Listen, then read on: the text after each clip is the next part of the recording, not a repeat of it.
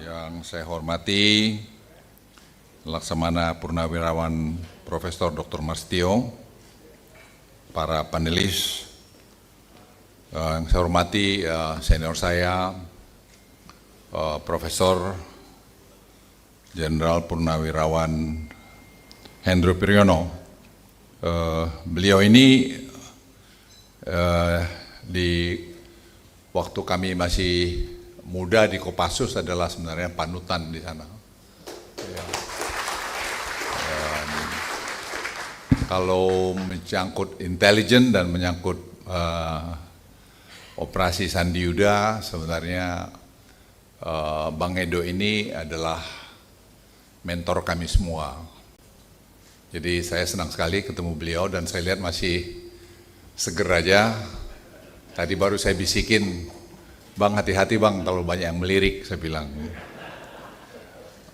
Profesor Burhanuddin dan Bapak Kasal, Pak Ali, tentu Pak Marstio sendiri sebagai yang punya acara di sini. Saya sudah disiapkan pidatonya di sini, tapi saya pikir saya bicara bebas saja karena saya kenal Pak Marstio ini dengan baik setelah kami pensiun malah. Jadi banyak bantu saya di dalam masalah laut karena saya angkatan darat. Ini Pak Bur biar tahu juga masa angkatan darat yang benahi laut gitu kan. Jadi terbalik-balik gitu. Jadi saya minta Pak Marstio memberikan banyak masukan ke saya. Jadi banyak hal-hal yang saya pikir yang kami kerjakan sekarang ini juga ada bagian daripada Pak Marstio. Bapak Ibu sekalian, saya Sea Power ini menurut saya bagus. Kemarin saya diskusi agak lama dengan Presiden terpilih. Ada Firman juga, saya ajak anak-anak muda selalu, Firman, ada Nando. Kita diskusi banyak sampai kepada Arctic Council. Jadi Arctic Council ini Presiden terpilih saya lihat bagaimana joint development. Intinya ya kenapa mesti berantem. Nah saya lihat Arctic Council ini tadi Pak Marstio tunjukin ke saya lagi itu anggotakan banyak negara. Nah kita kemarin diskusi seperti Anambas, itu ada minyak di sana. Kenapa kita bisa berantem? Kalau kita bisa joint development, kenapa tidak? Tapi kita juga punya pikiran ya, jangan kau klaim-klaim lagi, biarlah tadi untuk masalah hasilnya ini kita lakukan bersama gitu. Tapi saya bilang Pak Presiden, ya lebih banyak bagian kita lah, kan lebih besar kita. Itu soal lain lah itu gitu. Jadi apa yang saya ingin sampaikan, Sea Power ini is very important. Tapi at the end, we are talking about economy. Jadi ekonomi jadi ujungnya. Karena saya tidak percaya kepada penjajahan dari satu negara pada negara lain dalam era modern sekarang ini. Kita sudah lihat bagaimana Amerika masuk di Afghanistan, masuk di Irak. Sekarang debt dia 35 triliun. Dia punya ekonomi juga goyang. Kita jauh lebih baik. Ini Pak Burhanuddin salah satu yang senior ekonom di Indonesia, paham betul itu. Ya tinggal sekarang pemerintah ini mau diapa gitu. Tadi kemarin saya juga bicara banyak dan saya lihat Presiden terpilih sangat paham sekarang karena dari waktu ke waktu di brief oleh para timnya. Dan kita diskusi memang source of revenue negara ini banyak, tidak efisien. Ya saya jelaskan mengenai Simbara, batu bara. Sekarang dampaknya penerimaan negara naik. Cortex betul dibuat oleh keuangan sekarang mulai transfer dia punya data-data kepada Cortex ini. Tapi kan Cortex ini harus apa yang diambil? Saya sampaikan Pak Presiden, itu KLHK misalnya. Itu kita belum punya data lengkap mengenai luasan kelapa sawit itu, siapa pemiliknya dan seterusnya, dan belum bicara downstreamingnya. Dan hasil audit dari BPKP kita bisa dapat berapa 274 triliun rupiah di situ. Dan saya bilang data itu tidak ada karena banyak diproteksi sehingga kita nggak bisa mengambil pajak. Gitu. Terus saya bilang Firman ini aja yang sudah 2 tahun mengerjakan Pak Presiden. Ya, kasih aja kesempatan 6 bulan, suruh dia mendatangkan semua dengan BPKP terintegrasi. Karena saya bilang 10 tahun saya jadi Menko, saya rasakan di situ susahnya. Banyak sekali peraturan-peraturan kita yang satu sama lain itu saling mengikat, dan itu harus diharmonisasi, dan itu harus ada keberanian. Presiden langsung bilang, Bang, kita lakuin aja. Kita lakuin aja. Saya bilang, ya kalau Presiden kasih arahan begitu, lakukan. Ini firman, saya bilang kasih 6 bulan dia mengkolek data, data itu nanti sumber daripada pajakan kita.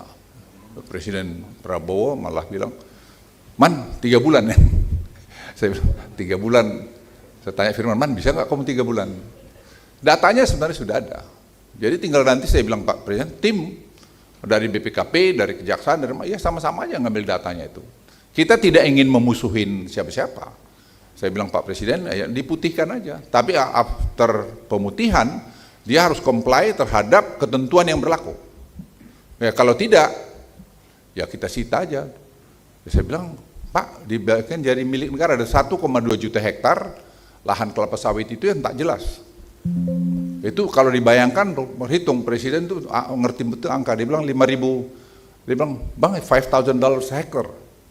Jadi kalau tadi dia punya berapa tadi, Man? Dia punya berapa? 25 billion. Only from the palm oil we can collect, Bang, 25 billion US dollars. Simple Pak Bur. Jadi nggak usah jauh-jauh. Itu fakta, 2 tahun kami sudah ngerjain itu. Dan saya bilang tinggal kita ambil data. Jadi bagaimana ya, ganti orangnya Pak, cari orang yang hatinya baik, yang bisa ngerti angka dan tidak bisa disogok-sogok. Simple said. Jadi kita bikin tadi timah itu kita sudah bikin Simbara, sekarang dalam proses. Itu kemarin berapa triliun? 36 triliun Pak dari situ. Jadi selama ini, sementara saya agak terlambat Simbarain, harusnya 6 bulan lalu. Tapi banyak sekali yang kita kerjain, jadi belum jalan. Ya baru 2 bulan yang lalu kita mulai masuk Simbara. Kita masukkan Simbara nanti untuk batu bara, kita masukkan Simbara ini untuk tadi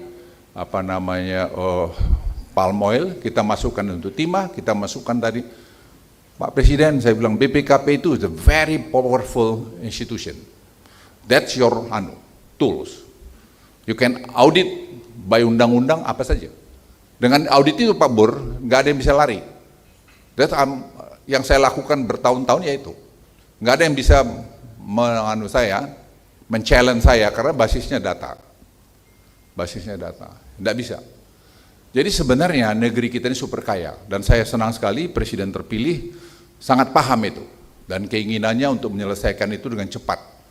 Menurut saya bilang, Pak Presiden jangan terlalu cepat juga ini, kita tidak ingin ada, ya kita bisa narik benang ini tanpa ya rusuh kiri kanan lah gitu. Tetapi Bang sita aja. Saya bilang tenang Pak, kita bisa mainkan Pak, ini suruh anak-anak muda ini yang ngerjain lah. Jadi yang ngerjain itu seperti si Firman, ada si Rahmat, Seto dan segala macam, biar aja mereka kerja. They understand numbers. Dulu pejabat-pejabat di negara itu banyak tidak ngerti angka, sekarang mereka sangat paham dengan angka. Dan itu yang membuat kita sebenarnya berunding dengan mana-mana saja, itu juga bisa jalan. Misalnya kami berunding dengan Singapura mengenai ekspor listrik, green energy. Itu Rahmat menyelesaikan, kita langsung tanda tangan. Itu mereka bongkok-bongkok datang ke saya, dia bilang,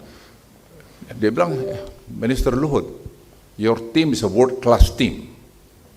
Dia bilang, saya bilang yes, they have not only world class team, but they have also have a good heart. Nobody can bribe them. Jadi Bapak Ibu sekalian, saya lihat, saya punya harapan atau keyakinan pemerintah yang akan datang ini akan bisa take off dengan cepat. Karena quick win yang ada di depan beliau, dan kemarin beliau kami kasih semua tertulis dan di diskusi, yang briefnya Pak Prabowo bukan saya. Ini Firman, si Seto, si Nando bicara family office, family business, anak-anak muda yang brief. Terus beliau tanya saya, lah saya kerja semua selama ini Pak Presiden, ya mereka ini. They understand numbers. Ya, they understand very much number. Jadi Bapak Ibu sekalian, sekali lagi saya merasa optimis, sangat optimis bahwa kita akan maju lebih cepat. Saya kan kepala staf presiden waktu zamannya Pak Jokowi tahun 2014. Kita tuh hampir 1,5 tahun shadow boxing. Kita nggak tahu mau mulai dari mana. Nggak ada handover sama sekali dari previous administration. Not at all, zero. Saya kepala staf presiden. Jadi saya bersaksi itu. Sekarang ini Pak Jokowi menimbang terimakan sesuatu yang menurut saya sangat baik, dan kemarin Pak Presiden terpilih memuji di rapat kabinet terakhir mengenai apa yang Pak Jokowi lakukan pada beliau. Jadi saya pikir budaya ini mesti kita terus bawa ke depan. Sehingga the next administration itu tidak mulai dari nol. Ya, tidak mulai dari nol. Dan Presiden Jokowi selalu ingat saya, Pak Luhut sama Mas Prabowo tetap komunikasi ya. Baik Pak Presiden gitu. Dan kita share data-data kami, kalau beliau perlu kita dipanggil, kalau ya saya yang minta waktu dan seterusnya. Dan ini saya pikir komunikasi kami dengan Prof. Burhanuddin sebagai tim transisi daripada Pak Prabowo itu berjalan dengan baik, dengan Firman, semua kita share. Tujuannya apa? Untuk kebaikan Republik. Jadi dengan begitu Pak Presiden terpilih, dia bisa cepat. Dan kemarin dia bilang, Bang, aku lantik tanggal 20, 21 aku umumkan kabinetku, aku lantik, terus sidang kabinet 23. Begitu sudah sistematiknya beliau membuat programnya. Jadi saya bilang, nanti kami siapin Pak ini semua, nanti dengan kami koordinasikan dengan timnya Bapak, ya biar semua bisa jalan. Jadi saya ingin sampaikan pada kita semua, ayo kita dukung pemerintahan yang akan datang. Ya tentu tidak sempurna, banyak yang kurang, sama juga pemerintahan yang lalu tidak sempurna, tapi saya optimis karena saya punya pembanding waktu saya dulu kepala staf presiden 2014 dengan sekarang ini. Saya melihat bahwa I'm very optimistic bahwa the next administration itu akan bisa jalan lebih cepat, apalagi saya kira Pak Prabowo sangat cepat, ya saya kenal baik. Ya kami itu anak buahnya Pak Hendro Priyono sebenarnya. Pak Hendro ini mentor kami memang. Jadi kalau kami baik ya karena dia, tapi jelek ya karena kami gitu lah. Ya jadi saya kira itu dari saya. Sekali lagi buat Pak Marstio, Prof. Marstio, terima kasih. Selamat juga bukunya, menurut saya luar biasa. Anda masih sempat menuangkan pikiran-pikiran dalam Sea Power. Dan yang saya juga dengan Pak Marstio ini sebenarnya, mungkin Anda tidak tahu bahwa seluruh sekarang pelabuhan di Indonesia kita sudah connect dengan digital, sudah digitalisasi. Sehingga dengan demikian kos kami Pak Bur, waktu kami dulu masuk sama Laksamana Madya temanku ini liftingku si Jonan Lenahan, Fred Lonal, dia baru nikah sih, jadi saya suka lupa dia. Ya dia baru nikah dengan pacarnya yang lama Pak Bur, jadi pacar yang lama, jadi sudah setua istri kami juga. Jadi dibikin joke di kantor, karena kalau kami tentara suka joke-nya lucu-lucu. Dia bilang sama saya, dia bilang, Pak Luhut, itu siapa si Fred Lonal mau pengen punya anak, jadi pengen ketemu dokter yang bikin anak. Hah? Kan istrinya udah 70 tahun, saya bilang. Jadi rupanya si Lonal Fred Lonal pengen punya anak juga. Jadi Bapak Ibu sekalian, sekali lagi selamat buat Mas Marstio. Dulu di Batam kami canangkan untuk menurunkan kos daripada operasi di laut, di pelabuhan. Kita harus bisa bersaing dengan di Singapura dan juga Tanjung Pelepah.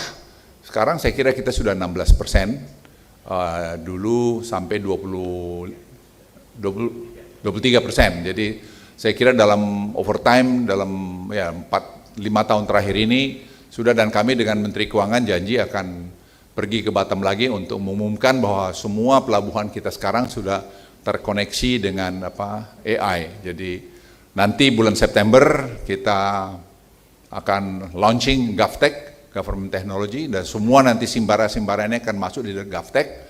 Itu saya kira akan membuat cost kita akan lebih bagus, akan menurunkan korupsi dengan cukup signifikan karena tidak ada lagi pertemuan-pertemuan muka dan semua harus dilakukan melalui AI saja. Jadi saya kira teknologi itu akan banyak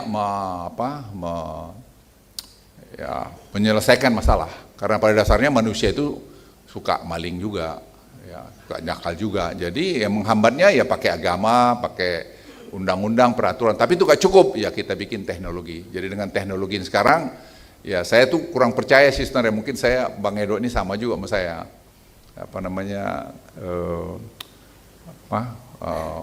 Tanda tangan komitmen ada istilah kita kalau tak melantik orang tanda tangan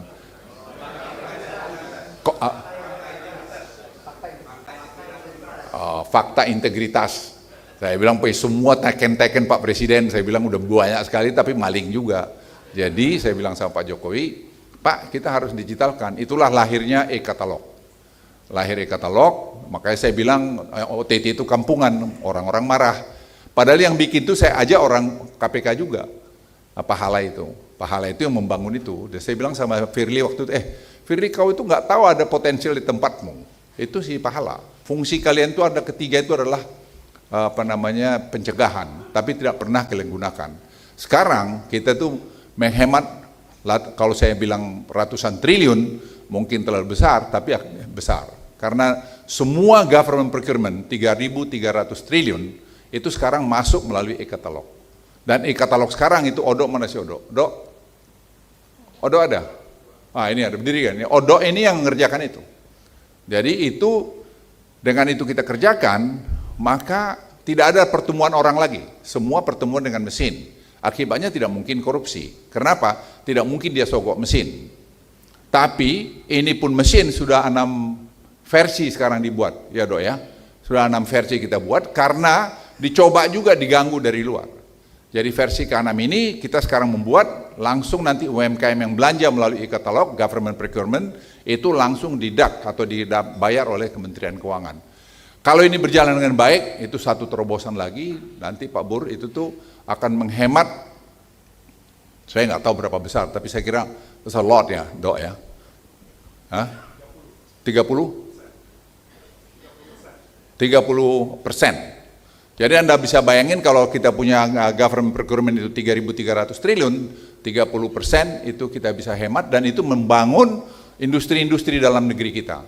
Jadi Bapak Ibu sekalian, banyak orang tidak paham seperti ini dan Pak Prabowo saya lihat kemarin, Bang kita terus kembangin, terusin itu. Dan itu yang saya senang sekali karena beliau mau mendengar dan beliau cepat melihat bahwa itu peluang untuk membawa Indonesia lebih bagus. Sekali lagi selamat pada Mas Tio dengan si Power ini, bukunya menurut saya sangat efektif dan sangat bagus buat kita semua. Tadi saya laut, tadi kita bicara soal Arctic Council, tadi kemarin juga dengan Pak Presiden terpilih, kita juga bicara mengenai kerjasama South China Sea, kenapa tidak joint development, kenapa mesti berantem. Ternyata di Arctic, saya baru tadi diingatkan oleh Marskal Laksamana Marstio mengenai Arctic, itu ada 8 negara yang menjadi anggotanya, ya kita juga bisa buat. Kenapa tidak bisa ini Pak Bur, South China Sea ada South China Sea Council, bisa Cina, bisa Jepang, bisa mana saja masuk ke sana. Ya kita joint development, gasnya besar di sana, ya kita tinggal sharing, kita negara yang memiliki dan sebagainya, dan kita akan minta, kamu akui bahwa ini bagian daripada Indonesia. Jadi itu saya kira bahan-bahan diskusi yang bisa dikembangkan, mungkin Angkatan Laut juga nanti dari segi aspek ekonominya, aspek pertahanan bisa didiskusikan.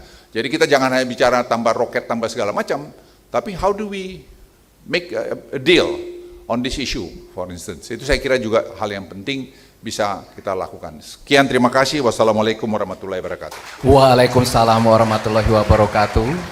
Keynote speech yang sangat luar biasa, menambah wawasan kita semua.